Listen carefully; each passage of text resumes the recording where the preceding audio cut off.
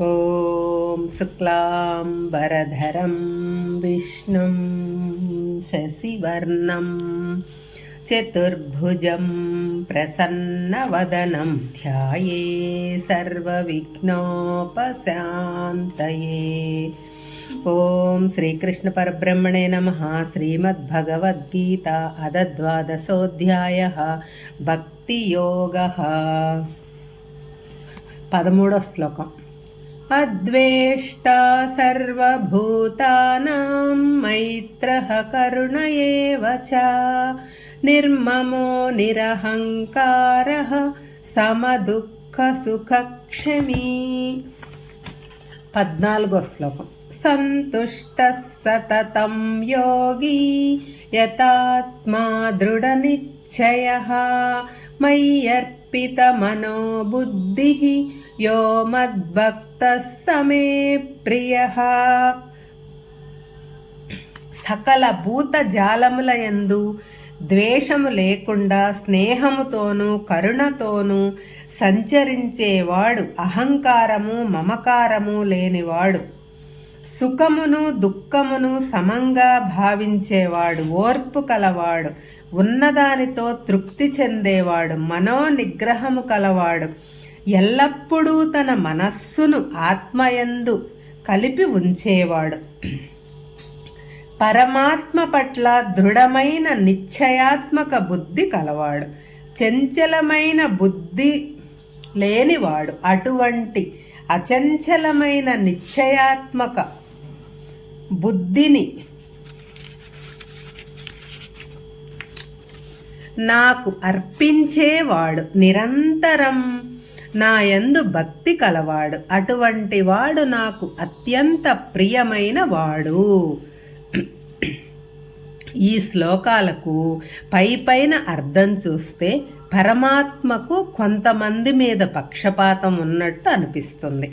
కానీ నిజానికి పరమాత్మ ఎవరి పట్ల ప్రేమ ద్వేషము లేవు. ఈ విషయాన్ని 9వ అధ్యాయంలోనే చెప్పారు. నమోద్వేష్యోస్తి నప్రియ అంటే నాకు ద్వేషింపతగ్గవాడు కానీ ప్రియుడు కానీ లేడు, అందరూ నాకు సమానమే అని అన్నాడు.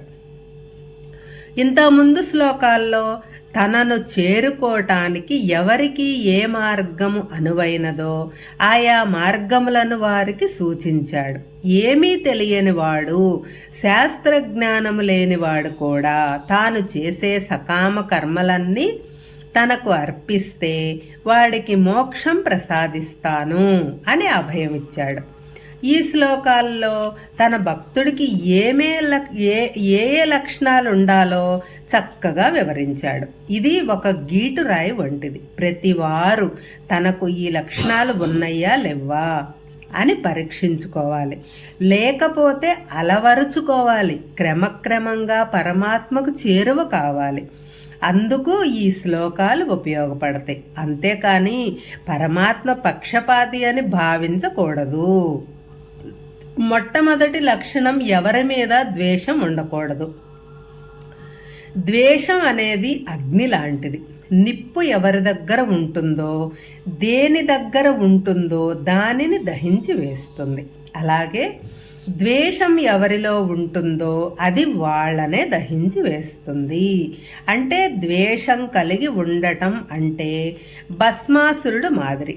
ఎవరి నెత్తి మీద వారే చెయ్యి పెట్టుకొని భస్మం కావటం అన్నమాట. మనసు నిండా ద్వేషం ఉన్నవాడికి పరమాత్మ మీద భక్తి ఎలా ఉంటుంది? మనస్సు చంచలంగా ఉంటుంది. లోపల ఉన్న పగ ద్వేషం ఎలా తీర్చుకోవాలా అని నిరంతరం ఆలోచిస్తూనే ఉంటుంది. ఎదుటివాడి మీద ద్వేషంతో మనసు రగిలిపోతూ చివరకు బలహీనమవుతుంది. దేని మీద మనసు నిలవదు, భగవంతుడి మీద అసలే నిలవదు. పూజ కూర్చున్నా, ధ్యానంలో కూర్చున్నా తాను ద్వేషించే వారి మీద ఎలా పగ తీర్చుకోవాలో ఆలోచిస్తుంటారు.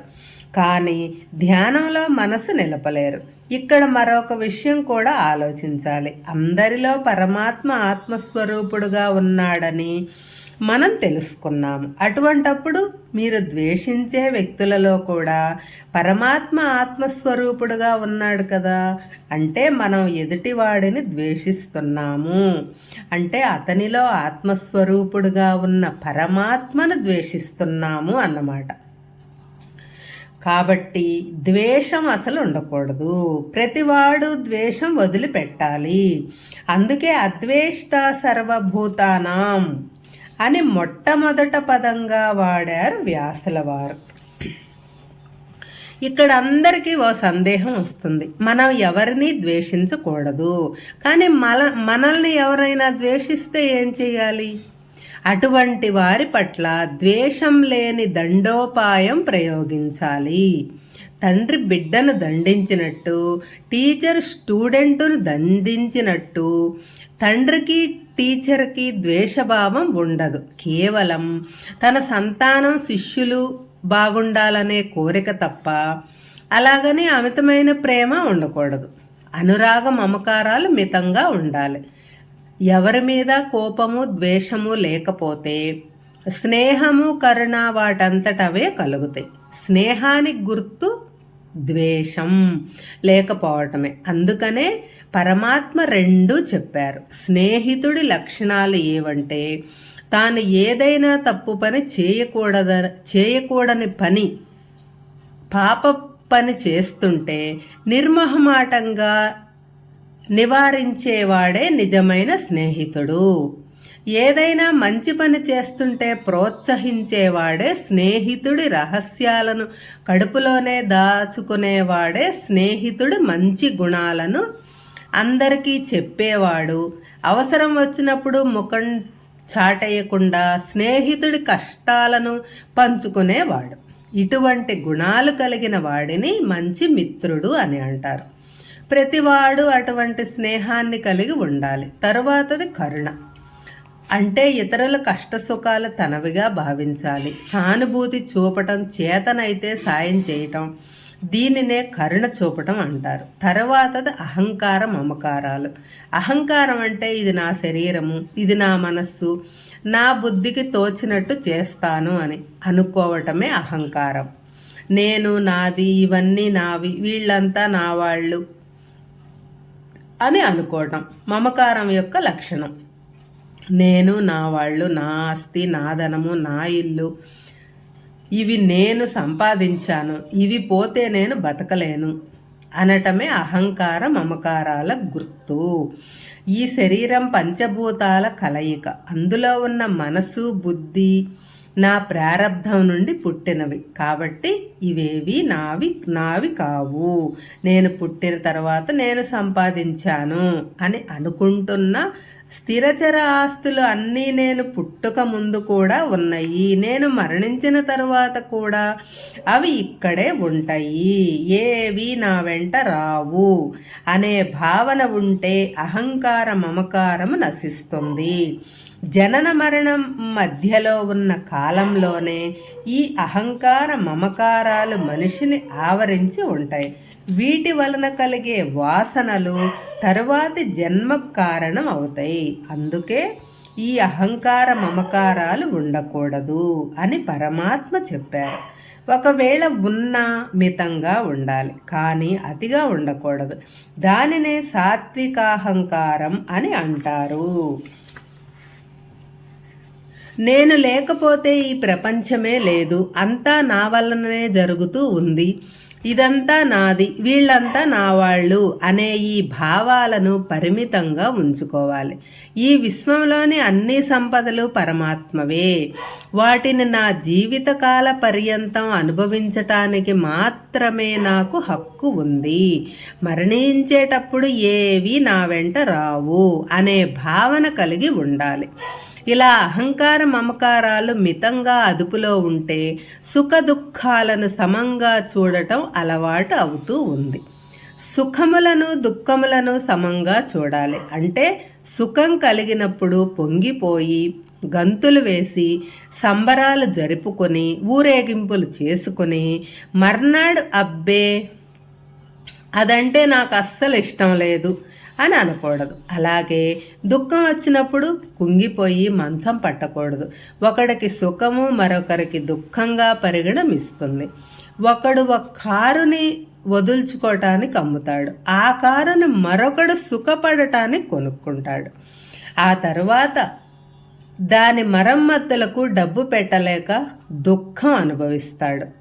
కాబట్టి జీవితం సుఖదుఖాల సమ్మేళనం అని గ్రహించి సుఖదుఖాలను సమానంగా అనుభవించాలి. క్షమా ఓర్పు కలిగి ఉండాలి. ప్రతిదానికి ఆవేశపడిపోకూడదు. నిదానం నెమ్మది అలవాటు చేసుకోవాలి. జీవితంలో సుఖం వచ్చినా దుఃఖం వచ్చినా ఇది భగవంతుని ప్రసాదము, నా మంచికే వచ్చింది అని ఆనందంగా అంగీకరించాలి. దీనినే క్షమ అంటారు. మనసులో చెలరేగే తాత్కాలికమైన కోపతాపాలకు, ఆవేశకావేశాలకు అడ్డుకట్ట వేయటమే క్షమ. విఘ్నత ప్రదర్శించటమే క్షమ. తాత్కాలికంగా ఈ లక్షణాలు అలవాటు చేసుకోవాలి. కొంచెం కష్టం అనిపించినా దీర్ఘకాలంలో లాభిస్తాయి. ఎల్లప్పుడూ తృప్తి సంతుష్టి కలిగి ఉండాలి. ఉన్నదానితో తృప్తి ఉండాలి. లేని దానికోసం ఆరాట పడకూడదు. ఈరోజు 1,00,000 రూపాయలు వస్తే తృప్తి పడతాము, మర్నాడే మరొక 1,00,000 కొరకు ఆరాట పడతాము. అలా కాకుండా నిరంతరము మనకు ఉన్న చాలు, మనకు ప్రాప్తం ఉంటే వస్తుంది, లేకపోతే లేదు అనే భావన కలిగి ఉండాలి. అలాగే తనకు ఉన్న దానిని దాచుకొని లేని దానికోసం పాకులాడకుండా తనకున్న దానిని నలుగురితో పంచుకునేవాడు కూడా తృప్తి చెందినవాడు అని చెప్పవచ్చు. అటువంటి వాడు ఎంత సంపాదించినా దానిని తన సాటివారి కోసమే సంపాదిస్తాడు తప్ప తన కోసం కాదు. అంతేకాని వచ్చిన లాభాలన్నీ తన విలాసాలకు ఉపయోగించుకొని ఆ లాభాల కారకులైన కార్మికుల పొట్టగొట్టేవాడు ఎప్పుడూ తృప్తిని పొందలేడు. తీవ్రమైన అశాంతితో బాధపడుతుంటాడు. యతాత్మ అంటే తన మనస్సు తన స్వాధీనంలో ఉన్నవాడు. మనస్సు చెప్పింది తాను వినకుండా తాను చెప్పింది మనసు వినేటట్టు చేసుకునేవాడు. నిశ్చయతాత్మక బుద్ధి కలిగి ఉండాలి. చంచలమైన మనస్సు ఉండకూడదు. అనుకున్నది అనుకున్నట్టు చేయగలిగే నిశ్చల తత్వం కలిగి ఉండాలి.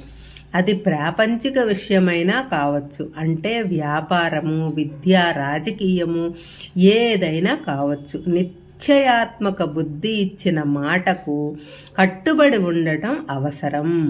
అవసరానికి తగ్గట్టు మాట మార్చకూడదు. అవసరానికి తగ్గట్టు దేవుళ్లను మార్చకూడదు. వేదాలను, శాస్త్రాలను నమ్మాలి. దేవుడు ఉన్నాడా లేడా అనే చంచలత్వం పనికిరాదు. అలా కాకుండా చంచల స్వభావంతో ఉంటే ఈ మాయ మింగేస్తుంది, పాతాళానికి తొక్కేస్తుంది. తరువాతది మయ్యర్పిత మనోబుద్ధి అంటే మనస్సు బుద్ధి పరమాత్మకు అర్పించాలి. అంటే మనస్సులోనూ బుద్ధిలోనూ చెలరేగే కోరికలను, భావాలను, ఉద్వేగాలను పరమాత్మ పరం చెయ్యాలి. పరమాత్మ పరంగా కర్మలు చెయ్యాలి. అప్పుడు ఆ కర్మ ఫలములు అతనికి అంటవు. అతని మనసు బుద్ధి నిర్మలంగా ఉంటుంది. ఇదివరకే చెప్పుకున్నాము. మనోబుద్ధులను ఆత్మయందు సమ్యక్ న్యాసము అంటే చక్కగా ఉండాలి. దానినే సన్యాసము అంటారు. అప్పుడు మనోబుద్ధులు నిర్మలంగా స్థిరంగా ఉంటాయి. అవి స్థిరంగా ఉంటే ఇంద్రియాల మాట వింటాయి. పరమాత్మ యందు భక్తి అచంచలంగా నిలుస్తుంది. ఇటువంటి లక్షణములు కలిగిన వాడే నా భక్తుడు, నాకు అత్యంత ప్రియుడు. అతడి యోగక్షేమాలు నేను ఎల్లప్పుడూ గమనిస్తూ ఉంటాను అని పరమాత్మ మనకు హామీ ఇస్తున్నాడు. మనం చేయవలసిందల్లా పైన చెప్పబడిన 2 శ్లోకాలలో ఉన్న లక్షణాలు అలవరుచుకోవటమే. అదే మన కర్తవ్యము. హరే కృష్ణ.